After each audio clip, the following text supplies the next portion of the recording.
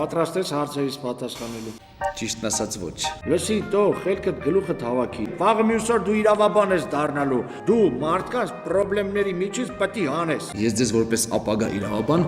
առաջարկ ունեմ։ Ես ձեզ կտամ 3 մասնագիտական հարց։ Եթե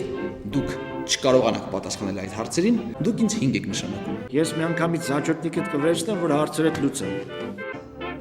Նկարագրեք ինձ իրավիճակ, որը օրինական է, բայց տրամաբանական չի, տրամաբանական է, բայց օրինական չի, եւ ոչ օրինական է, ոչ էլ տրամաբանական։ Չգիտեմ։ 5-ը։